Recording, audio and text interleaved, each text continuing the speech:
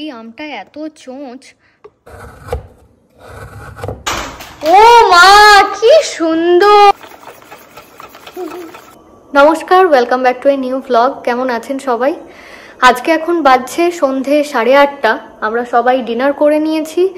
সুধা আর ওর বাবা দুজনে মিলে মধুদির বাড়িতে গেছে লাউ দিতে। বাগান থেকে আসলে দুটো লাউ কেটেছিলাম, একটা মধুদিদের বাড়িতে দিতে গেছে, যার জন্য ঘরটা এত মানে আওয়াজ টাওয়াজ কিছু পাওয়া যাচ্ছে না, একদম শান্ত হয়ে রয়েছে ঘরটা। আর আমি তাই ভাবলাম যে যেহেতু সুধাকে নিয়ে ওর বাবা গেছে কিছুক্ষণের জন্য, আমি একটু কিছু বানাই।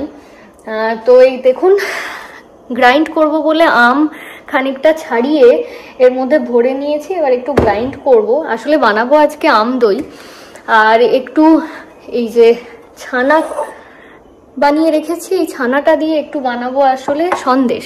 কয়েকদিন আগে ইন্ডিয়ান গ্রোসারি থেকে ওই খেজুরের গুড়টা নিয়ে এসেছে, তাই ভাবলাম যে বহুদিন পর খেজুরের গুড়টা পাওয়া গেছে, একটু সন্দেশ বানাই। আর গরম পড়তে আম দই একদিনও বানানো হয়নি। কয়েকদিন আগে তো দেখলেন যে একটু টক দই বানিয়েছিলাম, কিন্তু আম দই বানানো হয়নি, তাই আজকে ভাবলাম একটু আম দই বানাই। তো এক্ষুনি দস্যিটা চলে আসবে, ওরা গেছে 7:45 নাগাদ, ওদের ফেরার প্রায় টাইমও হয়ে গেল। যদিও এখন রুহির সামার ব্রেক চলছে, খানিকক্ষণ খেলতে পারবে বলেই ওকে পাঠালাম। আমি গ্যাসে খানিকটা দুধ বসিয়ে দিয়েছি। তো এবার এই আমটা গ্রাইন্ড করে নিই। আপনারা অনেকেই আমায় কমেন্ট করে জিজ্ঞাসা করছিলেন যে কয়েকদিন যাবত আমি ভ্লগ দিচ্ছি না কেন। আসলে আমার ল্যাপটপটা একটু গড়বড় করছিল, আর তার সাথে আমি নিজেও খুব ব্যাক পেন নিয়ে ভুগছিলাম, তাই এই দুটো নিয়েই আর কি আমার ভ্লগ দেওয়া হয়ে ওঠেনি। এখন আপাতত দুটোই আন্ডার কন্ট্রোল। তো আশা করছি এখন নিয়মিত এবার আপনাদের ভ্লগ দিতে পারবো। আমটা না এবার একটু এই ছাঁকনিতে ছেঁকে নেব, কারণ এই আমটা এত চোঁচ যে না ছাঁকলে হবে না। এই যে এতটা হয়েছে, আর এখানে এখনো খানিকটা রয়েছে। আমার মনে হয় এটা যা হয়েছে আর লাগবে না এর বেশি। আর এখানে দুধটা তো ফুটছে, কিছুটা পড়ে গিয়েছিল, তাই আমি একটু ফ্লেমটা কমিয়ে দিয়েছিলাম। এবার গুড়টা খানিকটা কেটে নিই, এতটা লাগবে না, বেশ খানিকটা বড় আছে এটা।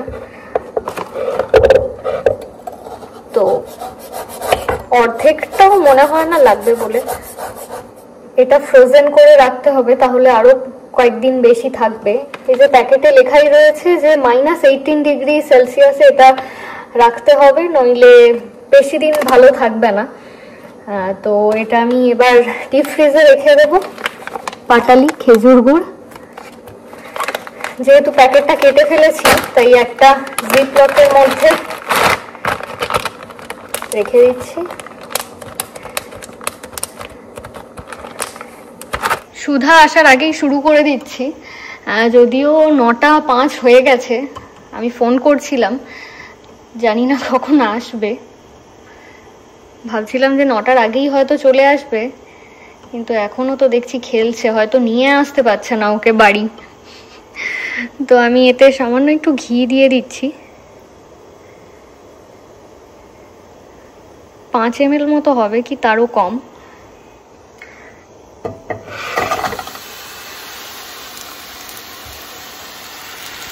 গুড়টা একটু সামান্য ঘিয়ের মধ্যে নেড়েই আমি ওই ছানাটা দিয়ে দেব।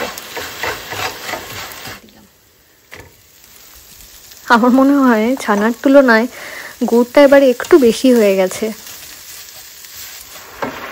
রসগোল্লা থেকেও যদি কোনো ইজি মিষ্টি বানানোর আর কি রেসিপি হয়ে থাকে, এটা হচ্ছে সন্দেশ আমার মনে হয়।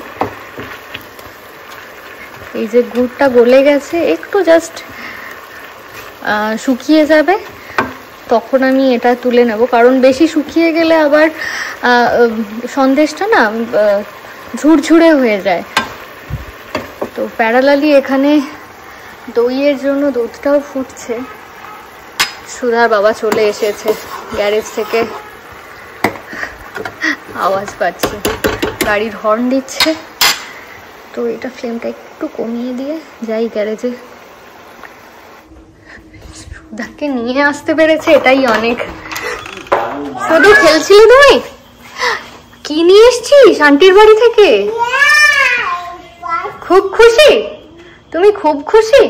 দেখি কি এনেছো তুমি। খুব খুশি। জুতো কই রে তোর? জুতো পরে আসিস নি? তুমি খুব খুশি? হ্যাঁ, কি এটা? এটা রুহি দিদি বানিয়ে দিয়েছে তোমাকে? চলো ভেতরে চলো। কে বানিয়ে দিয়েছে ওটা তোমাকে? কে বানিয়ে দিয়েছে? রুহি দিদি। ও মা, কি সুন্দর। সন্দেশটা হয়ে এসেছে। আমি সামান্য একটু এলাচ গুঁড়ো দিয়ে দিচ্ছি। আজকে এলাচ গুঁড়ো করার কথা মনে ছিল না, তাই গ্রাউন্ড এলাচ গুঁড়ো ছিল, এটাই দিয়ে দিচ্ছি। গন্ধ চলে এসেছে, এবার নামিয়ে দেব। শুধু খাবি এখন? খাবে না তুমি? আচ্ছা ঠিক আছে, খেতে হবে না। এই যে নামিয়ে দিলাম। এবার এটা একটু নর্মাল টেম্পারেচারে থাকলে একদম জমে যাবে। এটা জমে গেলেই আমি পিস পিস করে কেটে নেব।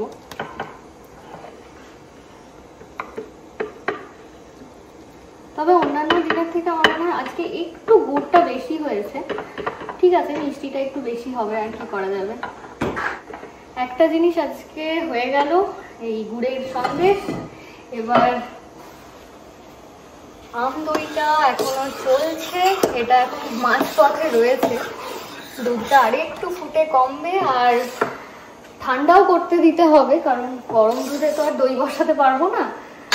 তো এখন দুধটা ফুটুক, সুধার বাবা মাঝে মধ্যে এসে চেক করে যাবে। আমি ততক্ষণ সুধাকে রেডি করে দিই শোয়ার জন্য, কারণ এখন 9টা বেজে গেছে, 9:15।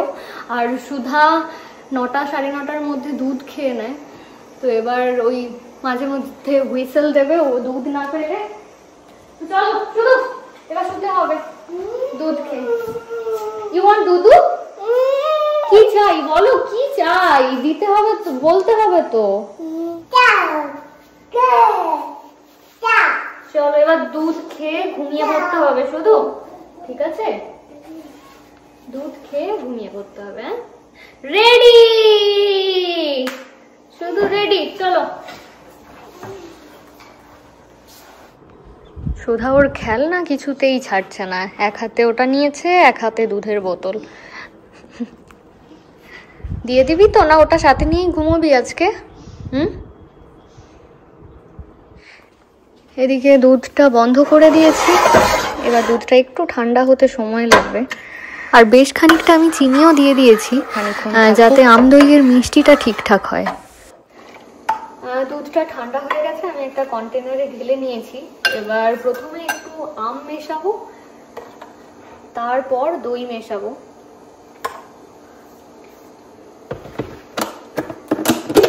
তো 4 চামচ মতো আম দিয়েছি, আর 2 চামচ মতো দই দিচ্ছি, টক দই। তো আগে প্রথমে একটু ঠিকঠাক ভাবে গুলে নিই, তারপর দেখে দেওয়া যাবে।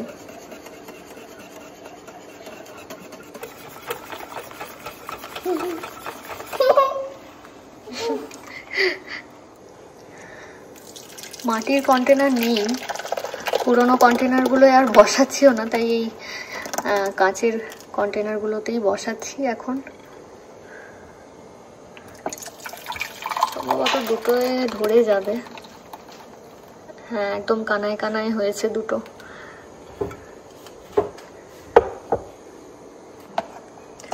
তো এগুলো এখন এবার গ্যারেজে বসিয়ে দিয়ে আসি।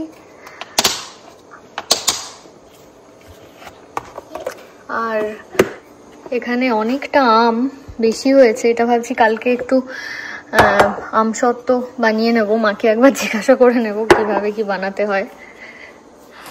আমি আর গ্যারেজের মধ্যে গেলাম না, আমি গেলেই সুধাও যাবে আমার সাথে সাথে। এই যে অলরেডি গ্যারেজের সামনে চলে এসেছে। তো আপনারা তো জানেনই যে গ্যারেজের আমরা আলমারির মধ্যে দই বসাই, নইলে বসতে চায় না। আর আজকে গরম মোটামুটি আছে, 33-34 ডিগ্রি মতো গরম আছে আজকে। আশা করছি বসে যাবে সকাল নাগাদ। তাহলে চলুন আজ ব্লগটা এখানেই শেষ করছি। এখন রাত 10:30 বেজে গেছে, আর আমরা ঘুমোইনি বলে সুধাও ঘুমোয়নি। তো আজকের ব্লগটা এখানেই শেষ করলাম। দেখা হচ্ছে আবার খুব শিগগির পরের ব্লগে। আপনারা সবাই খুব ভালো থাকুন, সুস্থ থাকুন। নমস্কার।